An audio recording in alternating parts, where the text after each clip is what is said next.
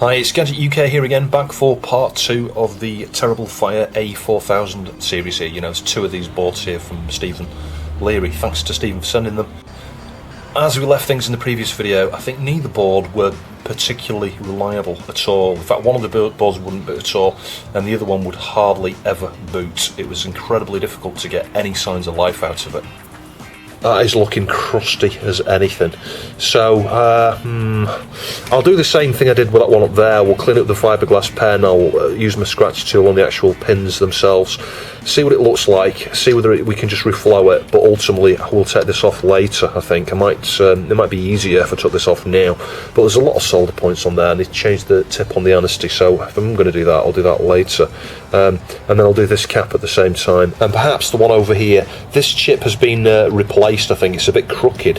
I'm tempted to just clean it up and reflow it rather than remove it, because we could lose lots of pads around here because that has been off before. So I cleaned with the fiberglass pen there. You can see all the corrosion has come off really well here. We've got the copper traces and wires and things exposed there, so I'll tin over that in a sec.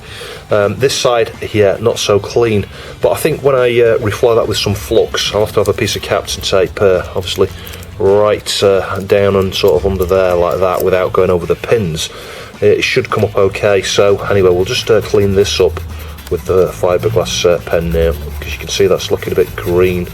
I'll probably need to do the underside and inspect what's going on the underside of this here as well, in case any wires and things are corroded. We are on the ESD mat here. It looks like we're just overhanging the edge of it, but it's off the carpet anyway.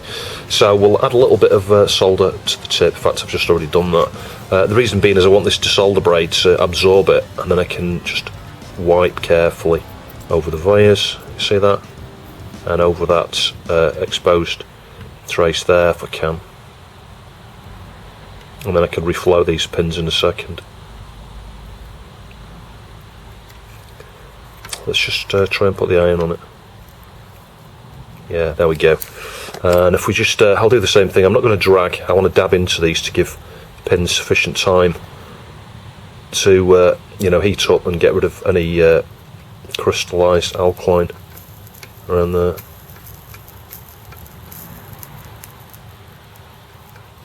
Not as bad as that other chip. That other chip we had before was like a popping noise, wasn't it?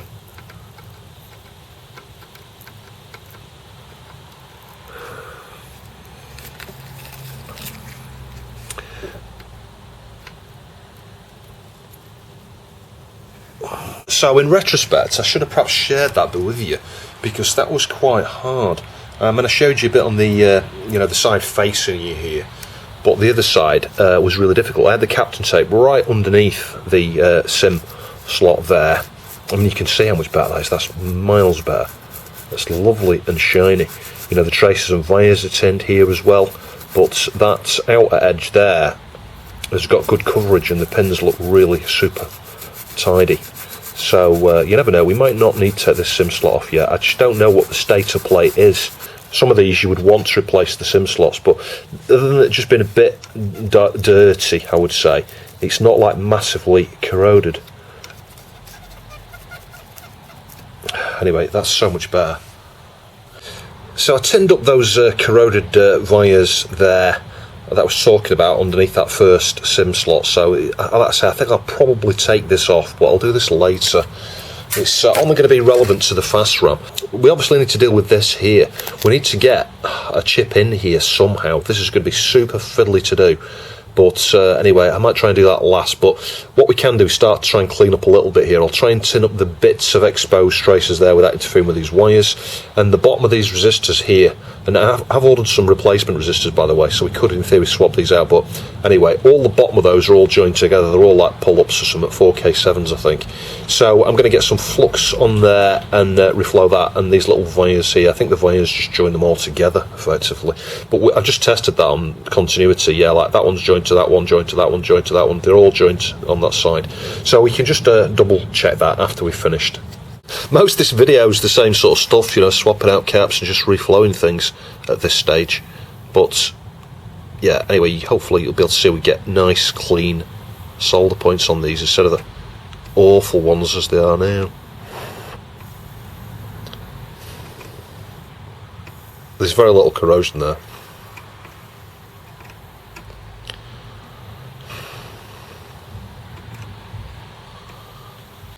So hopefully you'll agree, this side here is looking an awful lot better. I'm going to reflow this IC next.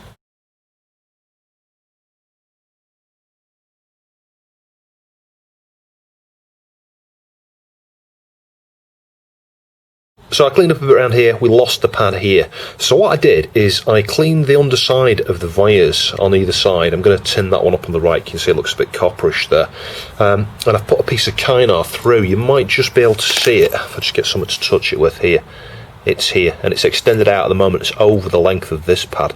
So I'm just going to just flatten that down, and it's soldered in on the other side actually, and there's a bit of solder on this side, but I will reflow on this side as well. So I'm now just going to trim off the excess bit there. I want to make sure that doesn't flip off underneath the sim. It doesn't need to be very long, it just needs to be about that long there, I think. Let me just lift it up a tiny little bit. Otherwise I'm not going to be able to trim it down. Yeah, if I make it as long as the pad roughly. Hang on, I can't see what I'm doing. There we go, trimmed the end off there. And we flatten it down. Doesn't give us much to join on to there, but it'll be okay. So still no progress, it's not doing anything still. You can see I've just cleaned up here.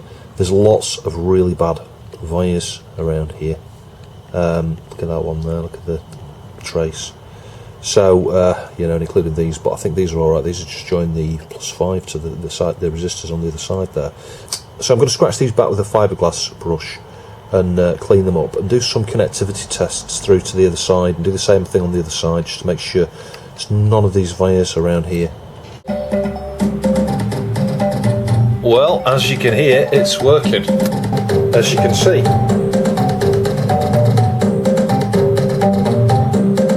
So this has driven me absolutely nuts, totally crazy behaviour, and I went round and round and round in circles chasing my tail. It's been doing for I would say 99% of the time it's been doing the problem right from the start, where it would not boot at all, not even to a green screen.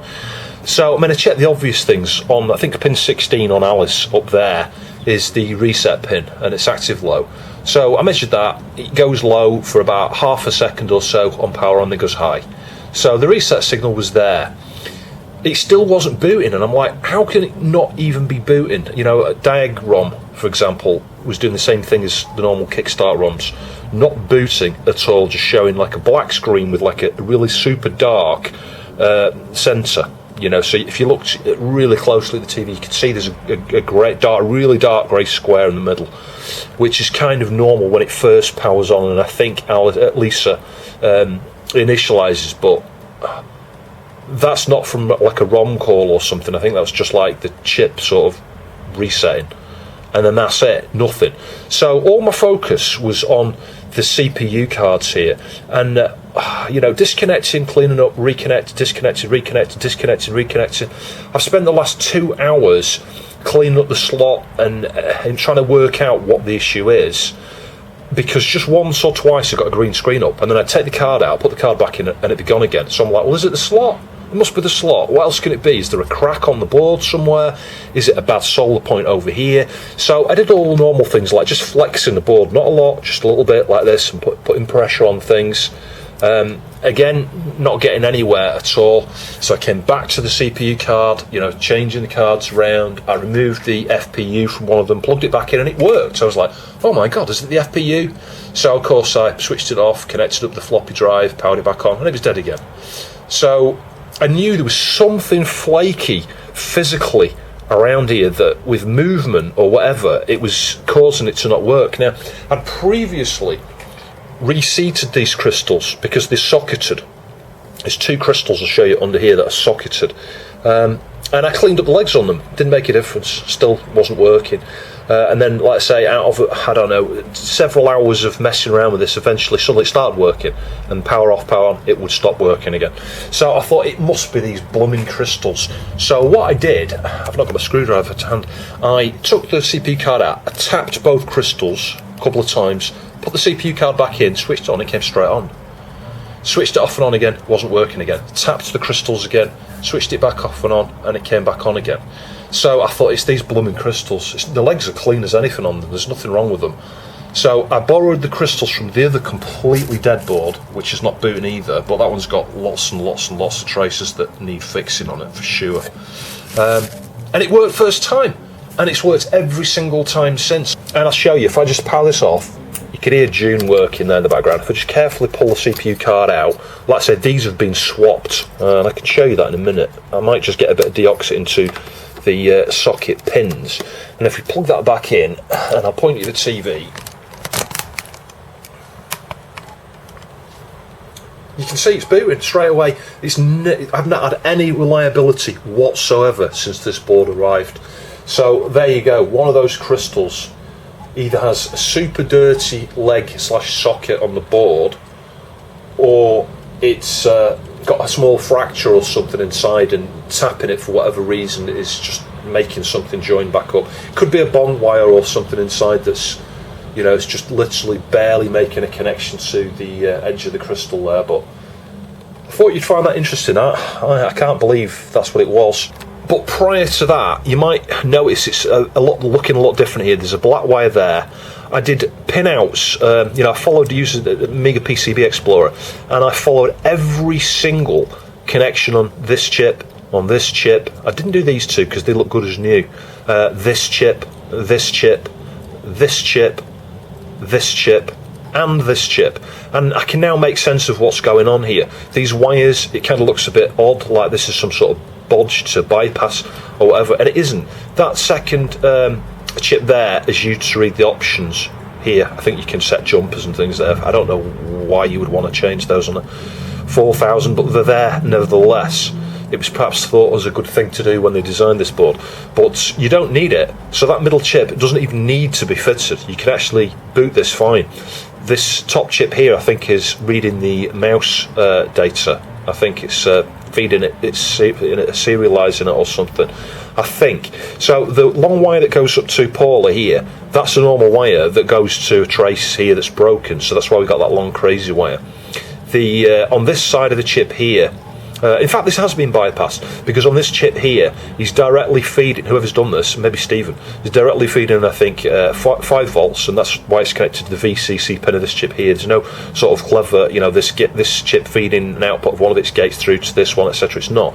It's simply pulled the 5 volts from here into one of the inputs that would normally go to the little chip here that reads the options, and then he's done the same with the ground. This pin, this wire over here, it's just a ground wire going into another one of the gates on this chip here.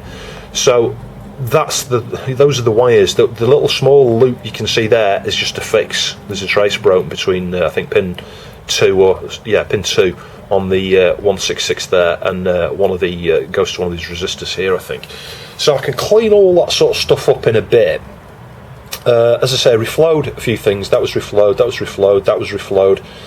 Again, tested the pinouts of this, that's fine. I've tested the fast RAM, it's not reading fast RAM. But the good news is, I think we're there, and as you can hear from the sound, it's normal. I mean, I will replace all the caps, but there are no missing, I checked that, there's no missing voltages, the bias is there, the VREF to the op amp.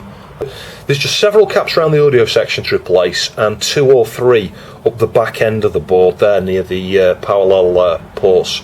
And I think one of them, I swapped one of them, I think one of them is audio in, and one of them's audio out. So I'm really pleased with this, because the behaviour with this, the fact that I could hardly get this to boot at all. I reckon I've spent, if I take into account yesterday, I must have spent 6 hours or 7 hours yesterday, and spent literally, what time is it now, 5:30. I started about 10 o'clock this morning, so I've spent 7.5 hours today messing with this board, and out of all of that time, it's managed to power up to a green screen only 2 or 3 times, and that was in the last hour or 2. And I'll take the CPU card out again. So the good news is both of these CPU cards work okay. I'll put the other one back in a minute. I will recap that one. This one's the one that's been recapped, so let's just get the FPU back in. It goes in that way. The nice thing is with this, it supports PLCC or PGA, pin grid array, or plastic leaded carrier PLCC. So I might fit a socket to both of these just so that it can accommodate either, because you've got a jump here, you can switch over to say which one you're using, because I've got some of these FPUs which I could test on here if anything. And if we plug that in now, let's just make sure this is still booting. It should be, because I think I've turned a corner with those crystals. I'm not sure which crystal it was that was causing the issue, but ultimately that is what the issue was. So, let me know in the comments below, have you worked on a 4000 where you've had that? Yeah. Did you see that green line in the middle? Did you see the green line in the middle, by the way? That was the reset. You can tell when that's when it's booting, when the CPU starts to run code, because you see that green line on my TV. But anyway, that is working. So I'll take the card back out. So switch it off, and just pull it out there. Now these crystals, I'm not sure how you easily get these out, but if you kind of lift it on both sides at the same time, it comes out like that. So on inspection, this pin here kind of looks like there's a bit of corrosion around there, so maybe that's what the issue is. Let's try it with this original crystal. So that one's 50 megahertz. You know, these are going to get divided down. It's not like that's a CPU clock or anything, it isn't. But I think it's like that's probably one of the main system clocks. So it's got a dot here which indicates pin 1. You can see it's chamfered on the silk screen there. So let's get that back in, because I am curious to try and work out, if we can, which of these it is.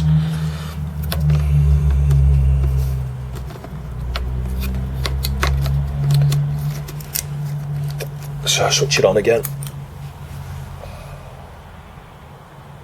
Yeah, it's not booting again. Can you see that? Completely dead. And I'll be honest, the legs look okay on it. It has been cleaned up with that crystal. So, and that's the thing. I don't know whether you can see. Let me get the TV. Let me just move the camera close. You'll be able to see the border I'm talking about.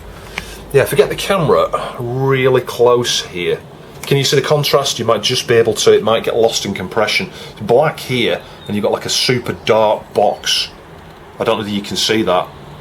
It's, yeah, the light in here is awful, but trust me, it's like a dark grey centre, barely visible, and a black border, and it's not booting.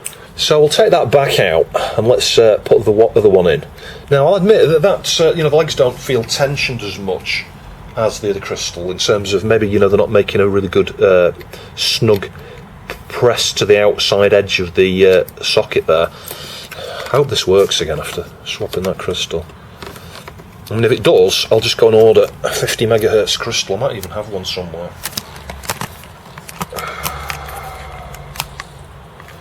So let's try that again, and fingers crossed. Yeah, that's worked straight away.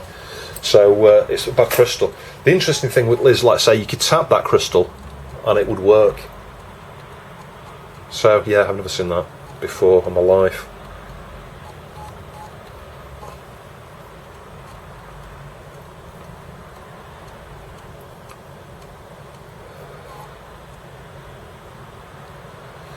So I think since this is the first one I've got working and I feel less confident in the next board, once I fix the fast RAM for this and finish cleaning it up and testing everything, I think this is going to be the one I'll send back to Stephen.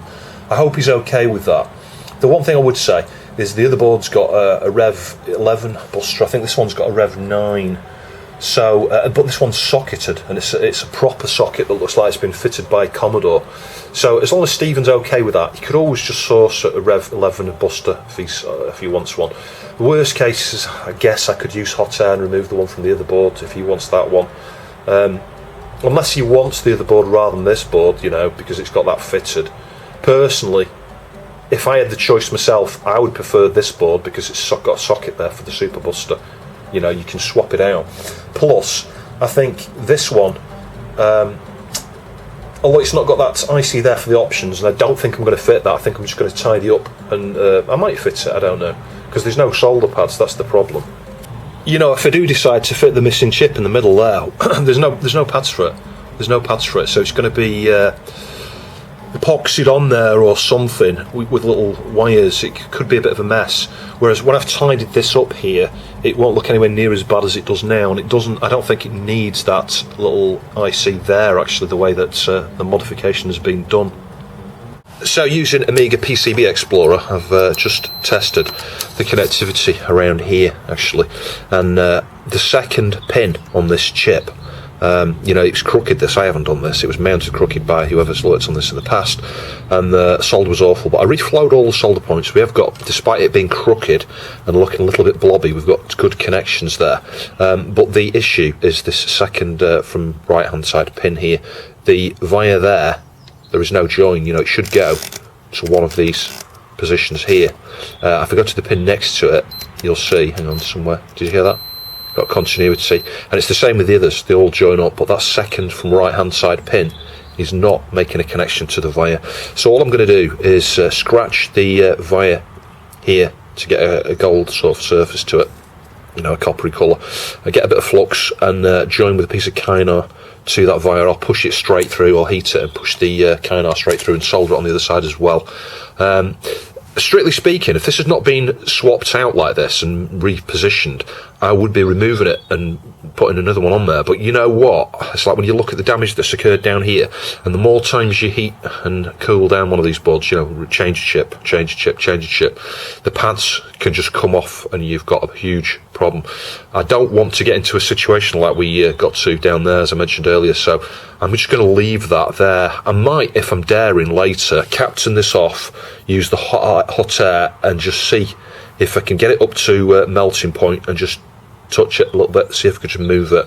I might do that, but even still, you know, it's just as dangerous. It could, you know, cause pads to lift and float, etc.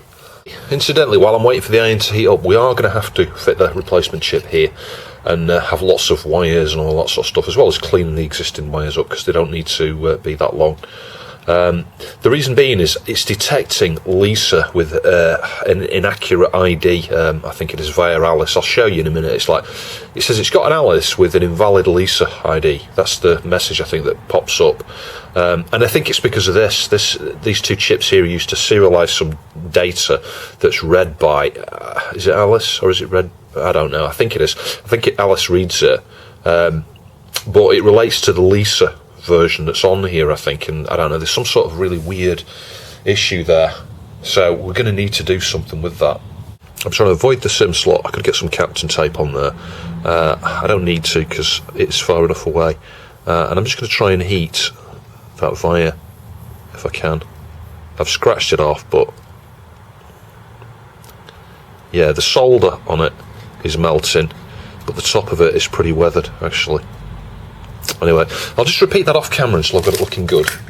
The pins look absolutely awful on here, they really do, but anyway, it's silvery now all around the surface of that. Now, it's already been previously flood filled, I think from manufacture actually, but it could be from the rework.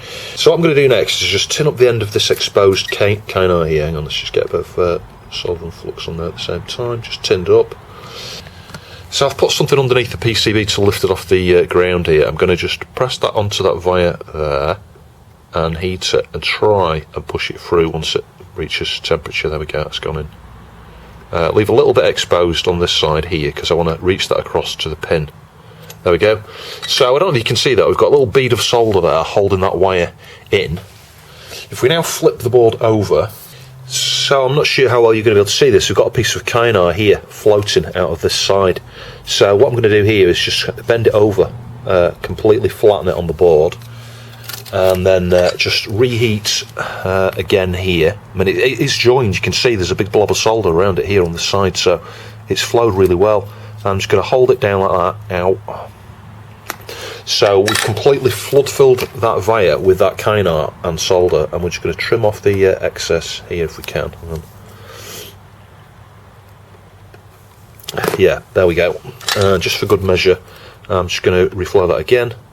There we go. So we've got a little blob of solder there. So we know we've definitely got a good join on this side, because these are okay on this side, because as I say, they've been at the manufacturer filled with solder. Can you see that? Some of the ones over here haven't, but if you look there, this is the other thing. The other reason why I'm not in a rush to take that chip off, can you see how clean these look, even the ones that aren't very well filled? There's no corrosion here, which leads me to believe that the side's going to be alright, and it's just going to be the that one connection on that side. So back over to this side of the board, all we need to do now is kind of line it up with a pin, and I'm going to snip off the wire here, being careful not to trim the chip pin. There we go. And I'll inspect with magnification, but we've got the piece of kynar here, literally the full length of the pin, you know, it's like right up the side of the pin. So I'll push it in and flatten it and join it to the pin, and then just add a little bit of flux and solder and join the two up. This is the sort of thing where you really need magnification, so hopefully I'm not blocking the shot with my face here. So I'm just going to squash it down here like this. There you go, it's flat with the board, and squash the wire into the pin there. And that's it. Just need to add some flux and flow that. And that's it.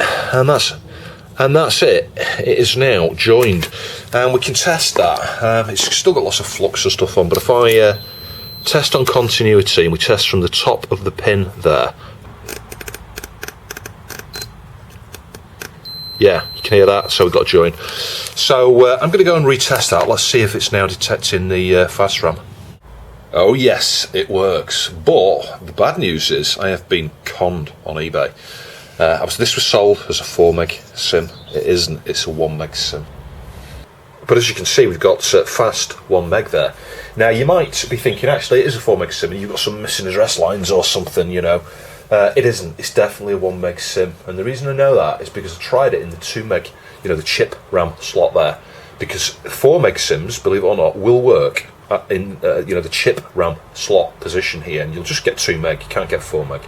Because the board doesn't really support 4 meg, you know, they didn't modify Alice and stuff to handle that, and the other chips. So 2 meg is the most chip you can have, but you can put 4 meg sim in there. So, you know, if you can't find a 2 meg sim for your chip RAM, don't worry about it, just get a 4 meg one, that'll be okay. And I think, from what I understand, someone also said in an article I read, an 8 meg sim will work in the chip RAM slot as well.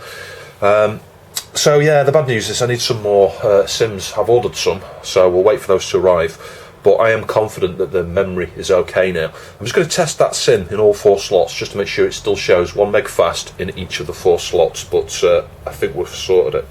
I've set this back here to 1 meg because I did have it on 256, I was experimenting with the sims and things here.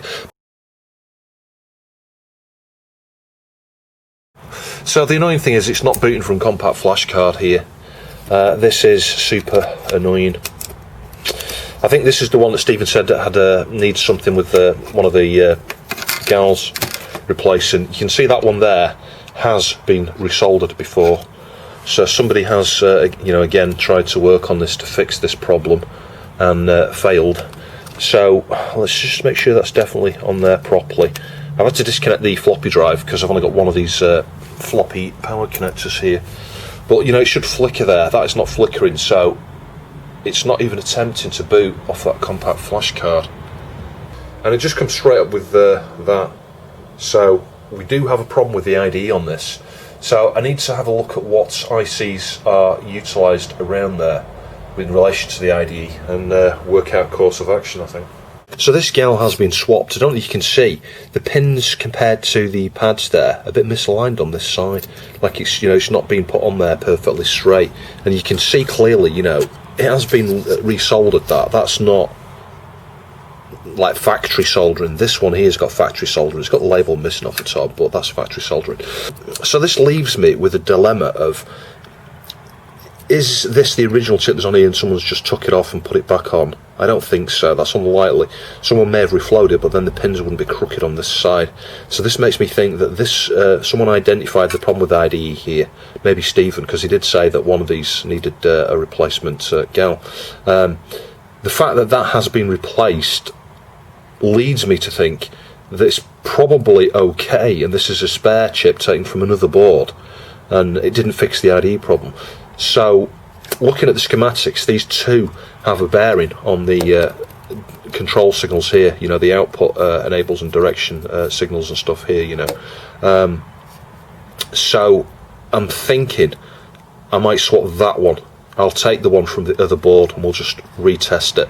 Now it could well be one of those PALs there, but I'm just sidestepping a bit here and having a look at the schematics. From previous experience, I know one of the common ways that you can damage an IDE interface is by getting the thing the wrong way around. Now, old IDE drives are a bit more forgiving. You'll have found that yourself. If you've connected up the wrong way, most of the time you can be okay. But these compact flash adapters, some of them, and certainly the SD ones, if you get those around the wrong way, it can feed some pretty nasty signals into things that shouldn't be, you know, where they shouldn't have a voltage. You know, I don't know, you can put like 5 volts straight into an output, for example, that's been held low, which can cause problems. Because you haven't seen it yet, but I killed one of my things. Like, you'll see it in a future video, and I fixed it as well. So anyway, so thinking about the theory of somebody having it connected up the wrong way, perhaps, and it might not be the case. It may well be that one of these PALs here have died. Just, you know, they do get warm, they die from time to time. But anyway, let's have the theory. Let's theorise that someone's put the connector on the wrong way.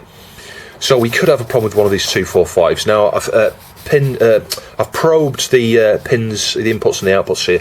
I don't see any obvious issue. The one thing I will say is just probed the output enables and direction pin, you know, on these, and I don't really see any activity there. That could indicate that it's earlier on in the process here, like the, you know, the control signals for these are not being driven properly, which would indicate one of these 2 PALs. But just because it's easy to do, I'm going to swap out this 174 because I think these look okay.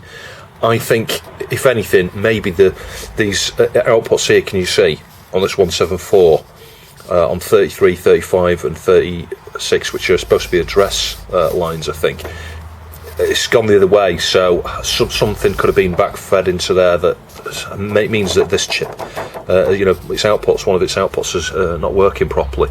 So, and it's easier to swap. There's a lot less risk. It'll take me a minute to remove that, a minute to remove it off the other board, swap it around, rule it out.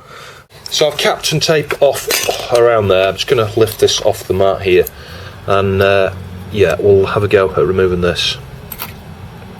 There's far less risk in my mind, I'm saying that now, I hope I don't lose a pad, I shouldn't do.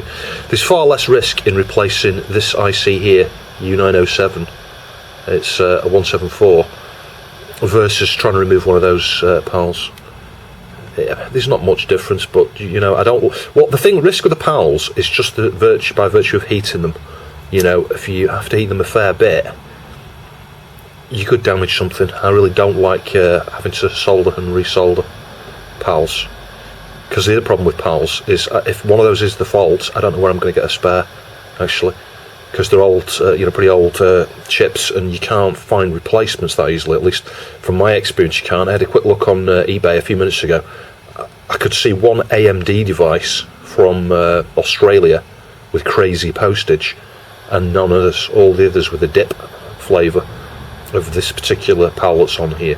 So I mean, I could fit a dip one and have lots of wires. That's going to look a mess, isn't it? I could fit it on the underside somewhere, maybe out of sight. Programming them up is another problem. I don't know. I don't think any of my programmers will do PALs. There we go. So that's that IC off. We'll just do the same on the other one. I won't bore you with the removal, and I'll clean up the pads there, and we'll fit the one from the other board. I've just tested it, it's just the same, so that chip is not the issue. But it's literally taken me, I would say, 5 minutes in total just to quickly swap that over there. So we've ruled it out. I could stick a green blob on it or something and cross it off on the diagram. We know that that's not the issue. So, you know, there's a possibility it's these, but I don't see any behaviour in terms of the inputs and outputs on them that cause for concern. The fact that I don't really see the direction pin and output enable being driven properly.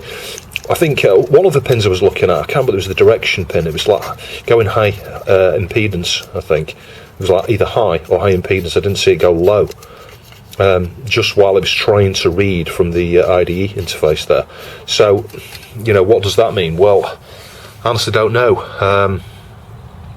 Should it be going low? Is that the issue? Well, if that's the case, I think it comes from one of these. So I don't know. I'm left with a dilemma now. What to do? This one has been swapped out. It's on there a bit crooked. Did somebody take the chip off here to fix another board and then stuck the faulty one back on here?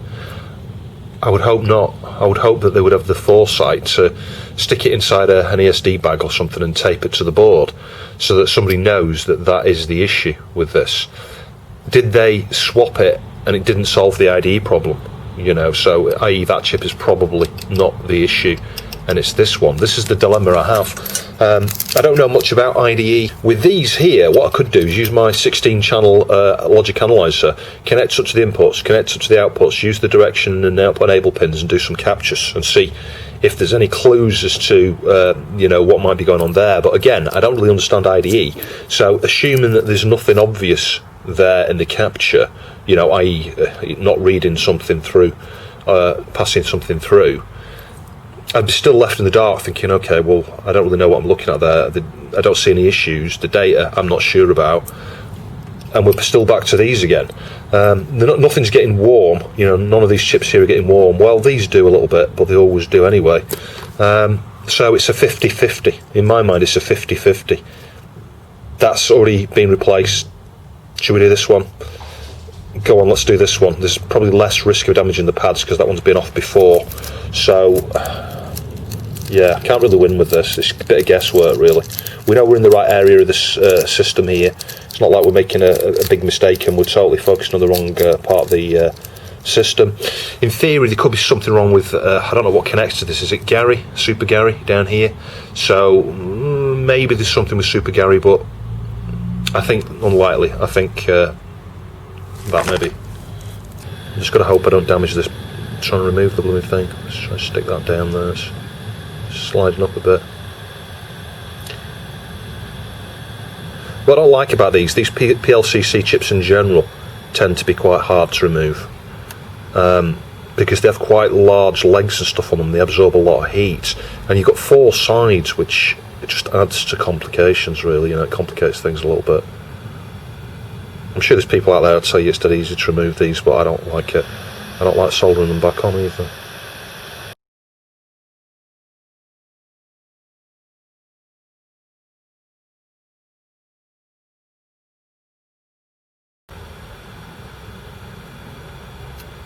There we go. Soft look. I don't think that label's going to survive the process here, actually. So I think just based on that, I might just see if I can remove it now.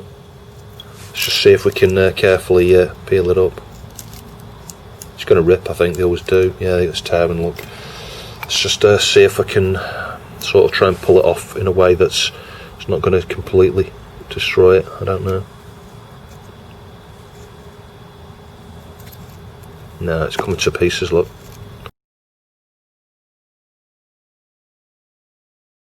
Well, I'm sure you're not going to believe me, so I'll get a note from my mum or something, but the SD card filled up literally just as I was like 10 seconds away from removing that chip. But anyway, it came off just the same as the other one, no issues. So this is the original board here, the one we're fixing in this video. So let's just clean up the solder points here.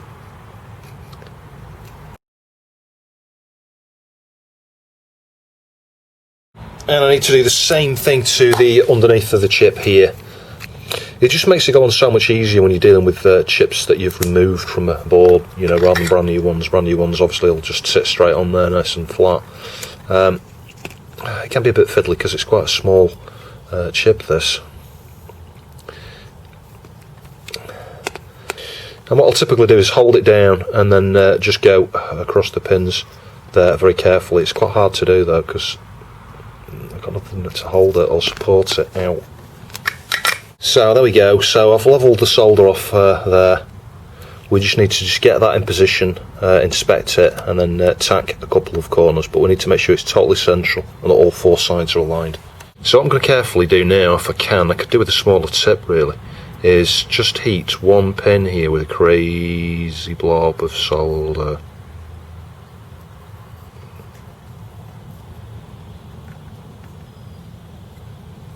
There we go. don't care that it's large. That's exactly what I want. I'm going to do the same thing on this side around here. You can't see, that I can't see either.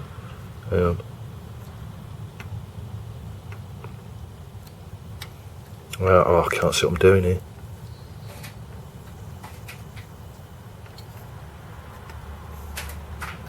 Yeah, there we go. I think the one on this side's done.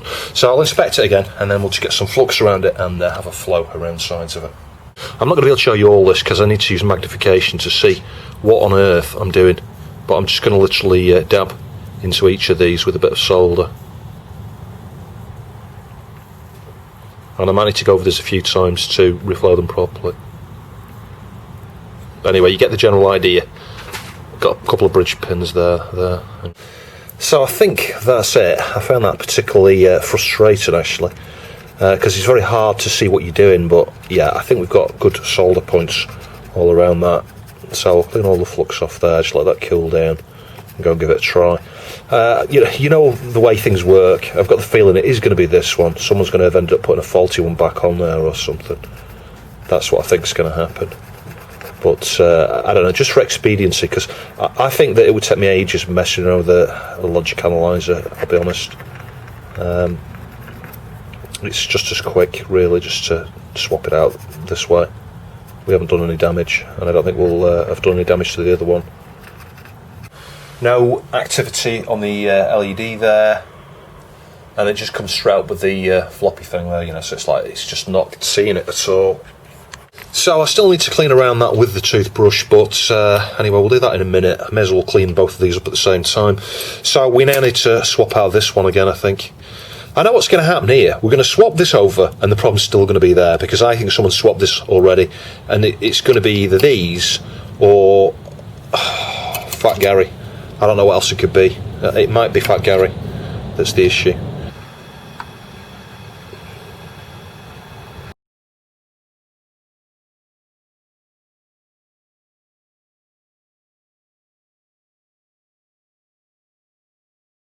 I think. Yeah, there we go. God, the solder points under that were awful. Yeah, the pins look really grey here. Can you see this? Look how oxidised and grey those look. Those are nice and silver. These ones aren't. So, I don't know, you never know. We might have looked out. Might be a bit of corrosion under there. After we've cleaned that up, it might be alright on the other board. So again, I'm just going to peel that label off. You know what, you could stick some Captain tape over it. Captain tape might protect it, but it just is not that important at all. Everybody knows what's on it. It's not like there's a mystery as to what's in there, because I mean, the code, if anything's out there as well, the JEDEC files for these, so there's no mystery.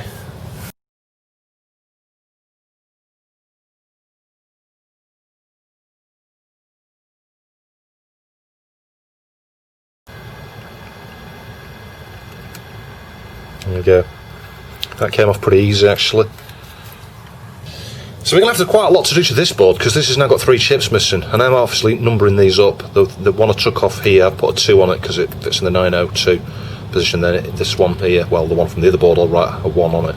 But this is the one we're going to stick on our board we're looking at in this video. Well, I'll tell you what, this inside here was a to do.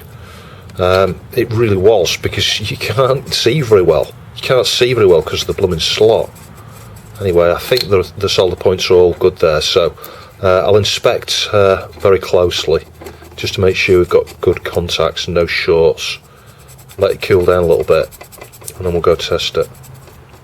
So this is a bit of an update the following day. I swapped these here, you're aware of that, and you're aware I swapped that. That made no difference. I did have these in my mind right from the start here, these 245s. It's hard to determine without using a logic analyzer whether these are working or not. You know, if I scope the direction and the output enabled pins on here, I see a pulse like something's happening on boot, like it's trying to access the IDE interface there. And it's the same thing over here. I swapped this between the boards because this was corroded, you remember, and I reflowed it. So on a hunch, I thought, let's just replace that anyway. It does have a relationship to the IDE interface, but I think it sits on kind of like something to do with the LED. Or is it the INTs? It's the INTs pin, the INT2 pin. So I don't know whether that would cause an issue. I think it probably just gets fed to this slot here. It might go to Buster ultimately. I'm not sure. And the transistor as well is related to that there, but that's okay. I haven't swapped it, I've just measured it. It's okay. So in the meantime, I've ordered a couple of these. I could, in theory, if I got impatient, take these off the other board and fit them on here. But you know what? I've got enough to do on that other board already without taking the chips off and putting them back on again. Because we've got to fit these back on that other board at some point. So I think the next thing I'm going to do is, and I won't bore you with it, I'll just show you the end clean-up work. I'll give you a quick look at that area now. But I'm going to swap out all the caps around there and clean up. And there are one or two, well there's two here, and one down here. I've done that one already. I need to swap out these ports. They work okay, but they're super corroded and green. The other thing to point out is I've tested RAM in here, and all the 4 slots are working. I've got 3 other sims, but I've been able to juggle them around a little bit with under the machine here just to test. So the sim slots are now fully functioning. It was just that one trace, wherever it was, I forget where it was now. It was on this chip here, wasn't it? That connection there. So the final thing we need to do with this, once we've done those things, is finish up by sorting out this area here. So I'm going to have to mount something. I'll mount a chip somehow there and then just join up with a few wires. I don't think all the connections are used, so it shouldn't be too bad, but there might be 6 or 7 or 8 wires around there. So with this area here, I am literally going to just remove all of the caps all in one shot. There's I'll post a link down below. There's a photo with some annotations on it from a website, that show you exactly which cap goes where. So you don't necessarily need to worry about what size caps for which positions and stuff. You could do it as you're going along, just do one at a time, but I figure let's just blitz this area, get them all off and do them all and clean up at the same time. At the same time I do the joystick ports and I use the solder station there, I will swap out the through hole ones, because there's 2, I don't know what they are, 1000 microfarad or something like that, through hole caps there.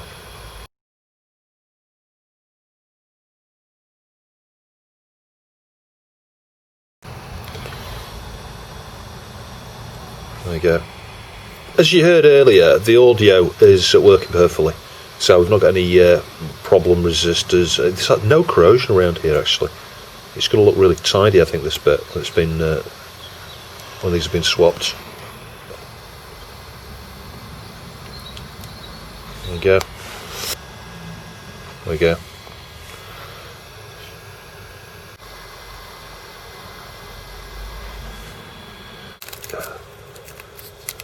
That should do. It's quite amazing stuff, that Captain Tape. It kind of like reflects the heat. You might think that it wouldn't work, you know, but it does. It does a miraculous job.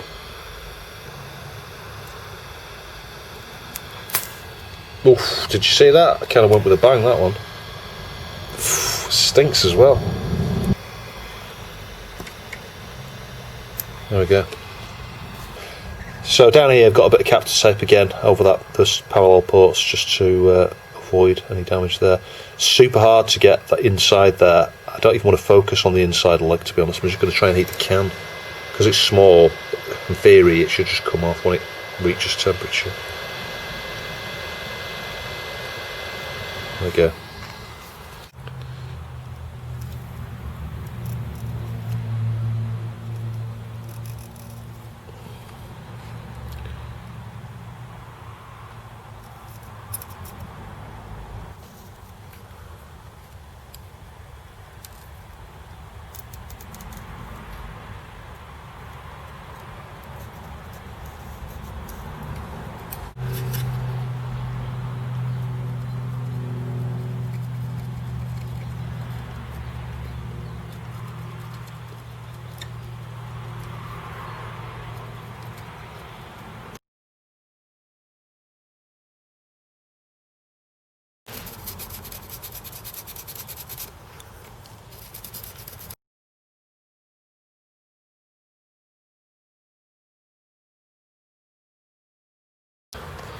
Let's just try doing these transistors and this little op amp down here.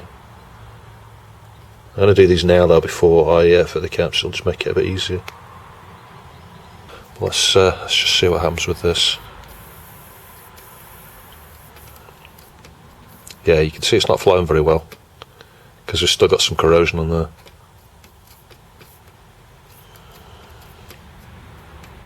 There we go, capacitors replaced. Let's just have a bit of a clean up now. There's still some things that need cleaning the fiberglass pen around here, some inductors and things like that. Lots of flux on here, but it will look really good once I've toothbrushed this and cleaned up the fiberglass pen.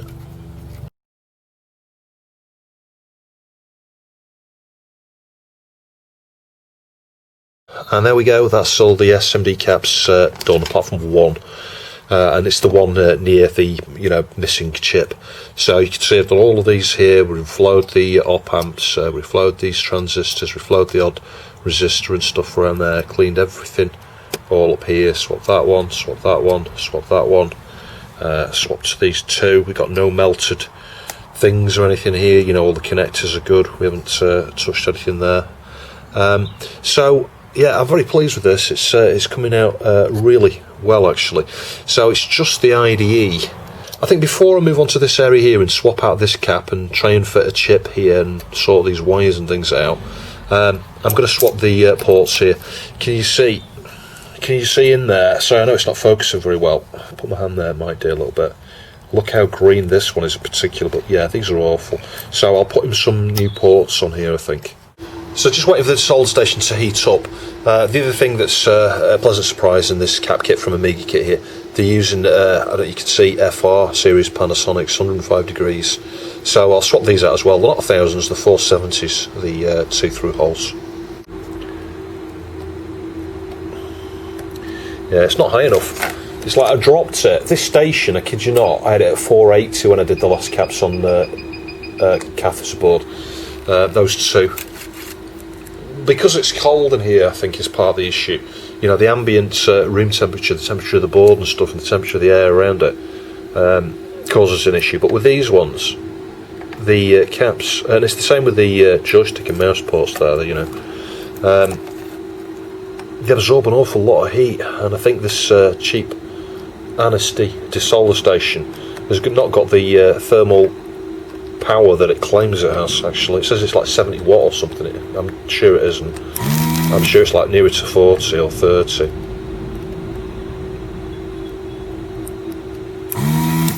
It's just not melting. It's just not melting, even at 480. That's just crazy. Yeah, that was much easier with a Heiko. I missed that. I just heated them up, pulled the cap out, and then used the desolder pump, believe it or not, again. I think that Anstey desolder station is not very good. It's a clone of a Duratool. Maybe the Duratool ones are a bit better, honestly. I don't know. Anyway, that hadn't leaked, that cap. I'm sure if I test the old cap on the ESR meter, it will be fine. We've got these in the kit here, so why not swap them out anyway?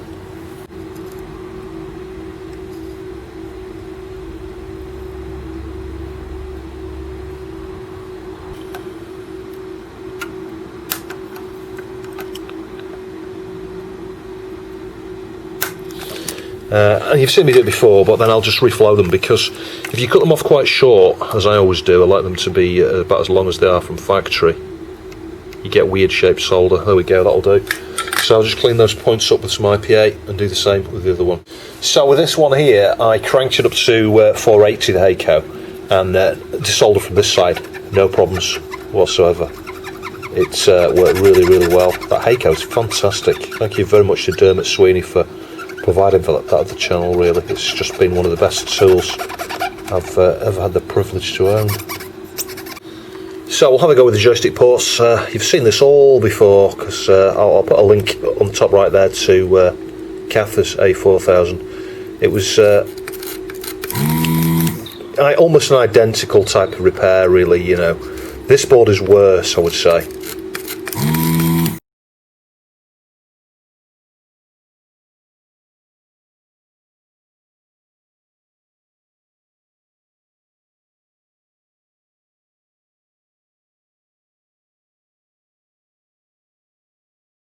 Yeah, give it a second pass. The reason you sometimes need a second pass is because, well, A, the flux from the solder, if you use solder container flux helps, but the other aspect to this is the solder is corroded on the other side, so it just needs a couple of attempts. Generally you need a bit more heat and a bit more time. Some dedicated flux may help as well. There we go, that's not too bad. So we can try and squeeze those anchor points now and free it up. So let's see what difference that makes. Look, see if you wobble it now, can you see these pins moving? Yeah, those pins have freed up. So it's just these anchor points, and as I showed in the previous video, just a little bit of twisting and stuff here can often do the job. So that side's moving. Yeah, one side's moving, one isn't.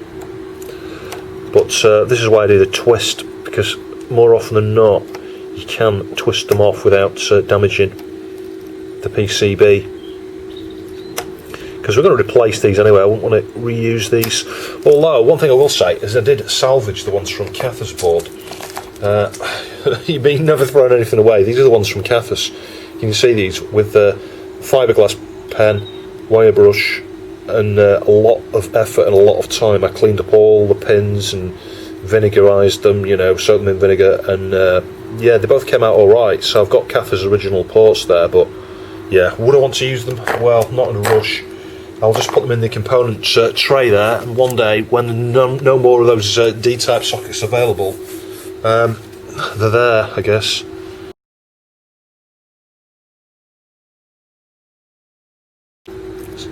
See that? That's now freed up. Let's do the same on that side there, because I'm convinced that one isn't freed up. There you go. It's coming off that. It's coming off that now, I think. Hopefully won't lose any pads. There we go. Look at that. See the greenness in there? Yeah, those are worse than Cathers. It's a good idea to swap those, I think. So this side has been a bit more problematic, although I think we're there, look. Yeah, there we go. Again, super green and furry. Yeah, would you want that on your Amiga? I don't think I would. A bit of vinegar to start with. Then I'll use, I think we've lost a pad there, have we? I don't know, it's not very visible if there is one. It could have just corroded, you could see there's hardly anything there. Anyway, a bit of vinegar to start with, then I'll use the fiberglass pen. Some red ink or something there, look. Anyway, the IPA should bring that off. All this around here has been cleaned with vinegar a number of times, like I did on Cathers. Well, not Cathers himself, I didn't clean him in vinegar, but Cathers' board. Anyway, well, let's just clean these pads up with the fiberglass pen next.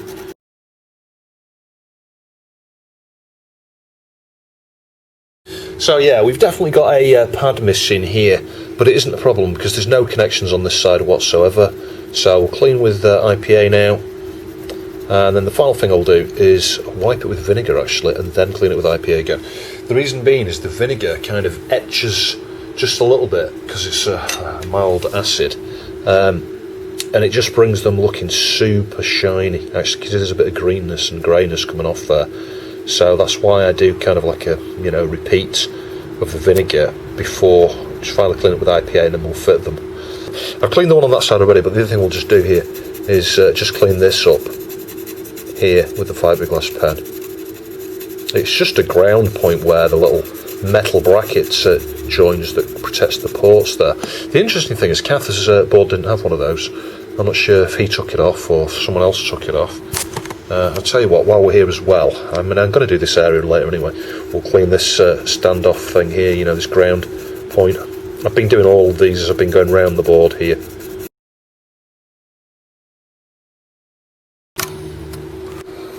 So again, I got these spares from Amiga Kit. I got 4 of these, 2 for each board, assuming that they probably would both need a complete new set of ports. Look how shiny those look. Really sexy. Anyway, let's get those on. So we'll do the mouse port first, I think. There we go, that went straight on. You need to get these straight, because you can skew them like that, one way or the other. So you need to make sure it's as straight as possible and not protruding, so that when the bracket's in place and the case and stuff, it's not going to stick out, but anyway, hopefully you can see that's going to look good. And then just inspect to make sure it's totally straight.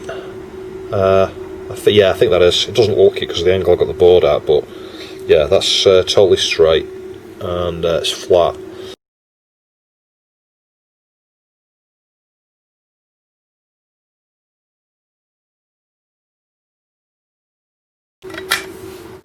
And my favourite bit, let's clean up all this messy flux. I'm pleased with this though, because we're near the end now. I think we've just got a 166 to deal with, and the IDE problem.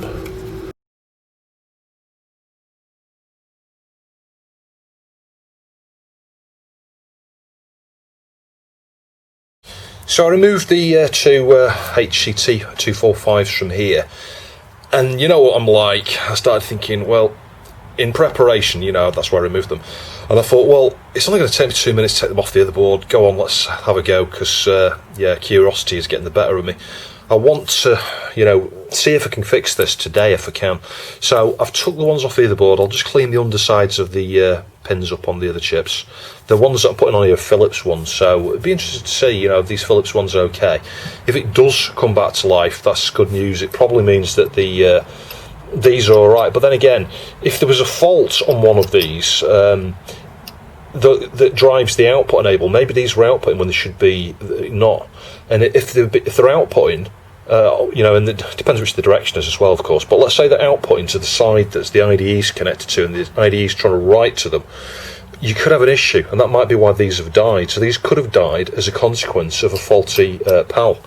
That could have been the previous PAL that was on there, because it had been swapped. That first one had been swapped. U901 had been swapped by somebody else, or at least taken off and put back on. Hard to believe someone would take it off and put it back on unless they knew it was good.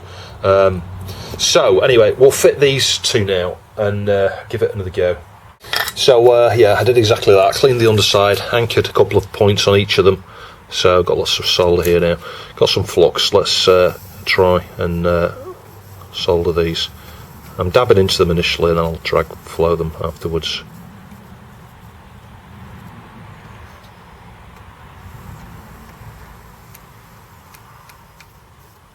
Yeah, that's looking pretty good on that side, I think.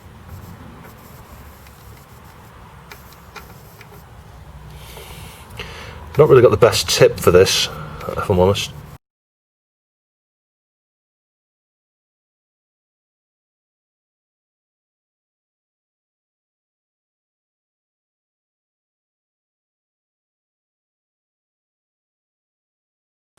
Yeah, there we go.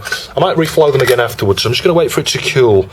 Then I'm going to go test it. We'll clean up and stuff afterwards. Oh, the bad news is it's still just the same. So, I don't know. I might need to try and get the other board to a decent working state in order to test the other chips, you know, the ones we've took off this one, put them onto that one, see, it's that one booting the hard disk. No flickering on the LED whatsoever. This is the thing, you know it's not working when it doesn't flash the LED. And then it just comes up asking for a floppy. So again, sorry for the abrupt ending there, but there's still a crazy amount of footage.